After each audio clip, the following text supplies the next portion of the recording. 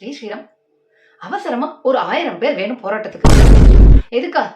அதிமுகவை காப்பாத்தணும்னு நம்ம அண்ணாமலைஜியும் முடிவு பண்ணிட்டேன். தாவேக்கா விஜய் அவரும் ரெடியா இருக்க. எதுல இருந்து காப்பாத்தணுமா? அதிமுக ஆட்சியில டாஸ்மாக்ல 1000 கோடி ரூபாய் ஊழல் நடந்திருக்கான், முறைகேடு நடந்திருக்கான். அந்த விஷயம் இப்ப அம்பலம் ஆயிடுது. நம்ம மோடிஜியோட அமலாக்கத்துறை வர அதை வெளில சொல்லிவிடுது. இப்ப ஆஸ் யூஷுவல் இந்த பழியில இருந்து அதிமுகவை காப்பாத்தணும். அந்த பழியை தூக்கி எப்படியானோ நமக்கு ஆகாத கட்சி திமுக இருக்கு இல்லையா, அவ மேல போடணும். அதனாலதான் அண்ணாமலைஜி ஏற்கனவே ஒரு சின்ன போராட்டத்தை பண்ணிவிட்டேன். தாவேக்கா விஜயும் அறிக்கையெல்லாம் கொடுத்துட்டேன். ஐயோ, இதெல்லாம் ஜனங்களுக்கு தெரியாது. ஜனங்களுக்கு பல வேலைகள் இருக்கு. ஜனங்கள்லாம் என்ன சிஐடி சங்கரா ஒவ்வொரு விஷயத்தையும் தோண்டி துளாவி ஆராய்ச்சி பண்றதுக்கு.